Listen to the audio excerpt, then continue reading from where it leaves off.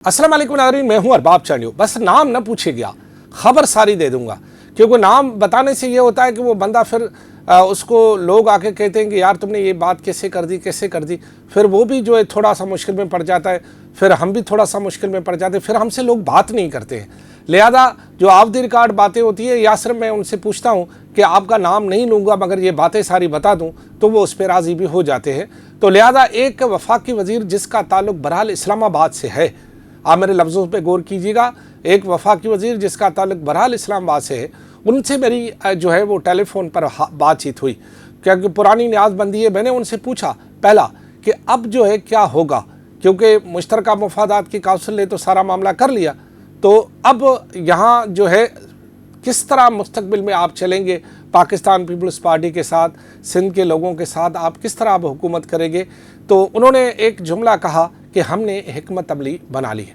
मैंने उनसे पूछा कि हिकमत अमली क्या है, तो पहले उन्होंने कहा कि आप सच्ची बताएं कि आप सिर्फ मेरा नाम नहीं लेंगे। मैंने कहा बिल्कुल आपका नाम नहीं लूँगा। तो उन्होंने एक जुमला कहा कि लग पता चल जाएगा। मैंने कहा सर ये माजी में मैंने सुना है ऐसा जुमला, कह रहा वो आपने सुना था ना, अब ये ऐसा होगा। उन्होंने ये बताया कि इस वक्त जो मुल्क की हालात है उसके पेश नज़र जो भी फैसले हुए उसके कतई नज़र अब आपको मैं एक न्यूज़ दे देता हूँ। मैंने कहा बता दे। उन्होंने ये कहा कि ये जो कैनाल्स का मामला है इसको आप समझे काला बाग 2 है।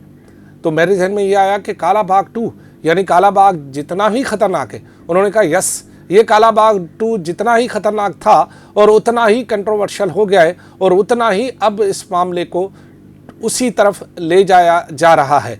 वक्ती तौर पर यह मामला टल गया है उन्होंने कहा, और उन्होंने ये भी कहा कि अब शायद मौजूदा हुकूमत के होते हुए जो इस वक्त फॉर्मेट है हुकूमत का, जिसमें सूबाई हुकूमतें, पीपल्स पार्टी, MQM, मुस्लिम लीग नून, PTI, तो उन्होंने ये कहा कि मौजूदा हुकूमती सेटअप के होते हुए दोबारा कैनाल्स के तामीर की मंजूरी हो, ये अब तकरीबन नामुमकिन है। और शायद उन्होंने कहा कि ऐसा नहीं हो सकता। हाँ, उन्होंने ये कहा कि दूसरा कोई सेटअप आ जाए तो ठीक है, लेकिन इस सेटअप में बकौल वफाकी वज़ीर के कि अब ये काला बाग जैसे 2 वाला मनसूबा अब नहीं बन सकता और ये 2 की तरफ जा रहा है और ये अब मुतनाज़ा हो चुका है और इसको मुतनाज़ा बनाने में मामला होगा।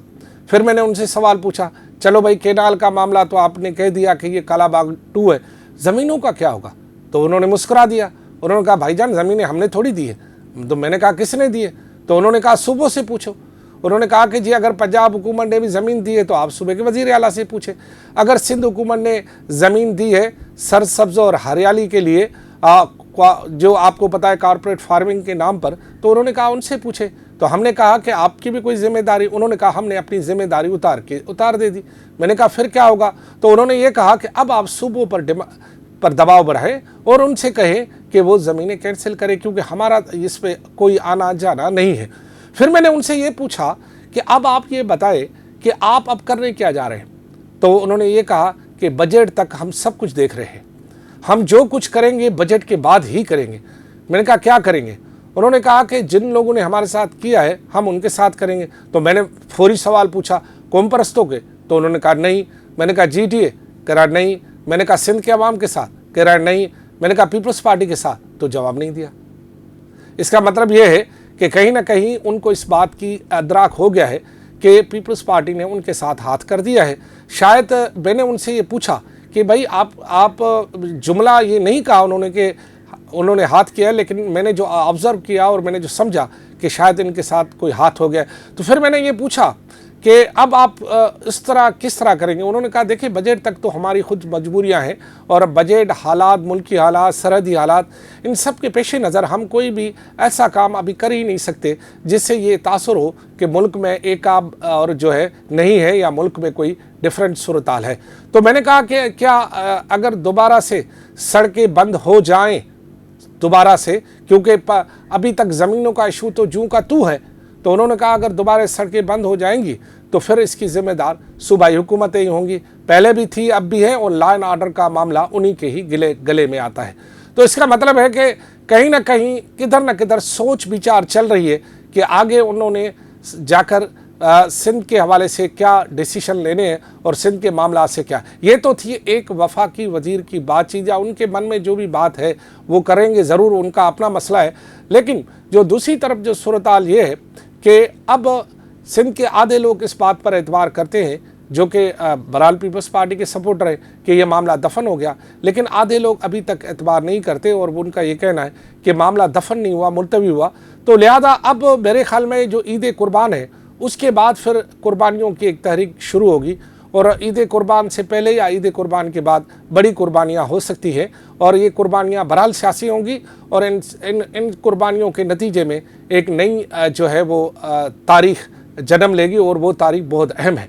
लेकिन इस दौरान एक और सवाल मैंने वफाकी वज़ीर से पूछा, वो बड़ा दिलचस्प है।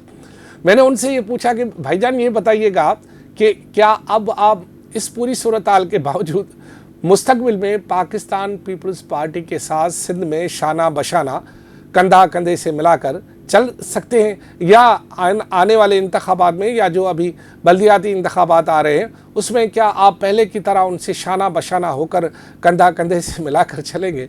तो उन्होंने कहा नहीं, अब हम ऐसा नहीं करेंगे। तो मैंने कहा फिर किसके साथ चलेंगे? उन्होंने कहा माजी में हमारे इत्तेहादी कराची समेत पूरे सूबे में मौजूद है, हम उनसे बात करेंगे, उनसे बात की भी है, और हम उनसे अपने रवाबित बढ़ाएंगे और उन्हीं से ही बात करेंगे। तो आप मेरी सारी बातचीत से समझ गए कि सिंध में मुस्तकबिल में सियासी तौर पर क्या होने जा रहा है, और ये सब ने सोचा है। अब और उस पर अमल दरामद जो है ना वक्त के हिसाब से होता है, क्योंकि कैनाल बनाने वालों ने भी ये सोचा था कि ब्रीफिंग देकर और फिर सारा काम करा के हम कैनाल बना लेंगे, लेकिन वो अभी तक बना नहीं पाए। वो जितना भी उन्होंने बनाया उसके बाद फिर काम रुक गया, फिर मामला बढ़ गया। इरसा ने भी इसलिए ऐसे सर्टिफिकेट दिया था कि कैनाल बन जाए, वो सर्टिफिकेट भी अब विड्रॉ हो गया। तो ये बात अब हालात और वक्त पर होती है। बीच में ऐसी भी खबरें आई थी कि काबीना में कोई रद्दबदल होगा, लेकिन हालात और वक्त की वजह से वो बादल जो है वो चले गए यहाँ से बरसे बगैर ही, क्योंकि हालात और वक्त ऐसा होता है। दूसरा ये कि आजकल जो फ़ोटोज़ आ रहे हैं हुक्मरानों के साथ वो भी बड़े अहम हैं। उन फ़ोटोज़ पर आप नज़र रखें, फ़ोटो बहुत कुछ बताते हैं। पहले आप फ़ोटोज़ में अगर देख लेंगे तो अगर आप पहले 4 महीने के फ़ोटोज़ में देखेंगे तो इस तरफ वज़ीर आला, बीच में बिलावल भुट्टो जरदारी और इधर एक सीनियर वज़ीर। लेकिन हालिया फ़ोटोओं में क्या आता है कि एक तरफ वज़ीर आला बिलावल भुट्टो जाम खान शोरो, एक तरफ दूसरा फ़ोटो आता है, एक तरफ वज़ीर आला बिलावल भुट्टो, दूसरी तरफ नासिर शाह।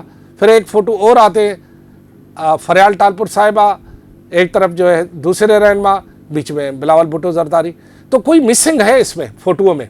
बहरहाल ये वही समझ रहे होंगे जो इस वक्त सियासत को या सिंध की सियासत या काबीना पर गहरी नज़र रखे हुए हैं, वो ये समझ रहे हैं कि फ़ोटो की मिसिंग है। हो सकता है कि मेरी इस बात करने के बाद फ़ोटो आ ही जाए, क्योंकि लोग महसूस कर रहे हैं कि ये फ़ोटो कोई मिसिंग हो रहा है। लिहाजा सियासत में मिसिंग भी होती है। मिसिंग पर्सन का जो जुमला है वो तो पाकिस्तान में बहुत ही ज़्यादा मशहूर है। लिहाजा सियासी मिसिंग की जो इस वक्त फ़ोटो में नज़र आ रही है वो भी बड़ी गहरी है, इस पर भी आपकी नज़र होनी चाहिए। मज़ीद मैं आपको आइंदा दिनों में ये बताऊँगा कि काबीना में आखिर बाअसर कौन है और बेअसर कौन है। सिंध काबीना चलती कैसे है, सिंध काबीना को चला कौन रहा है, और ये सिंध काबीना का इस वक्त फॉर्मेट है क्या, और इस सिलसिले में कौन परेशान है, कौन राज़ी है, कौन बाहर अपनी जायदाद मुंतकिल करा, ये सब बताऊँगा इंशाअल्लाह। खुदा हाफ़िज़।